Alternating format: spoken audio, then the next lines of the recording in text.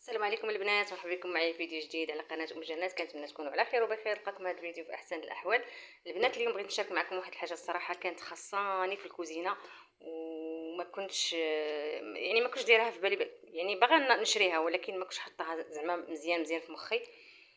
بما انني درت سلو ودرت واحد الكميه كبيره ما شاء الله، تبارك الرحمن. واحد الكوموند جاتني يعني كثيره شويه، ومني بغيت نخدم نطحن هادشي ديال اللوز والكاوكاو والزنجل وداكشي. ما لقيتش هذيك الطحانه اللي غادي نطحن بها، يعني عندي ولكن صغيره، داكشي صغيور يعني غير ديال كويس ديال حاجه ديال يعني شي حاجه قليله. ولكن مني خرجت الكوموند الاولى ودابا عندي الكوموند الثانيه ان شاء الله تبارك الرحمن. البنات كيف ما شفتوا الماكينه كتجي على الشكل، كتجي هكا هكا عندها هكا كتحل. المهم كتجي معاها جوج مماس وحدين اخرين في البلاستيكه ها هما، يعني تحيد زعما لا خسروا هادو تحيديهم، ومعاها واحد الشيته باش كتنقيها ها هي الشيته ديالها، ومعاها الكتاب كيفاش تخدميها، كيفاش عندها هنا هذه البطونه باش كتخدم. هذه ديال طحت هكا المكانه ولا طحت المكانه ولا شي حاجه كتحبسها، كطيح هي زعما كتحبس راسها. المهم هذا هو الشكل ديالها البنات. شوفوا غادي نطحن معكم واحد الطحنه وغادي تشوفوا.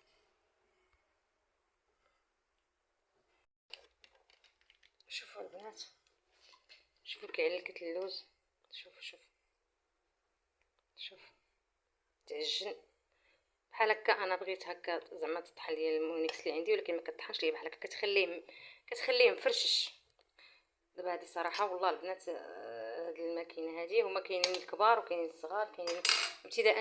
انا خديت هذه ب 370 درهم باش خديتها، 375 درهم باش خديتها. وكاينه ديال 500 درهم، كاينه ديال 600، كاينه ديال يعني على حسب الاحجام ديالها، كل ما كبرت كل ما كيزاد الثمن ديالها.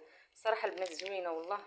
كنتمنى اللي كيدير هكا لي كوموند هادشي يحاول ياخذها، صراحه عمليه بزاف وزوينه. مازال غندير نطحن فيها القهوه ونطحن فيها العطريه نطحن فيها البنات هنا بعد ما ساليت طحنت كلشي ديك القامه ديال السلو. شوفوا كتجي هكا معلكه البنات، راه لتحت طلقت الزيت كاع. شوفوا كيجي هكا معلك. انا ما طحنتوش كامل هكا، طحنت كيف ما قلت لكم كنقسمو على ثلاثه، يعني النص كيجي هكا معلك والنص كيبقى شويه والاخر. صراحه والله نفعتني هاد الطحانه العجيبه. خاص تكون عندنا تكون عند كل وحده في كل بيت ديالها. كنصحكم تشريوها البنات والله، ماشي اشهار ولكن صراحه نفعتني انا بعدا، انا شخصيا نفعتني.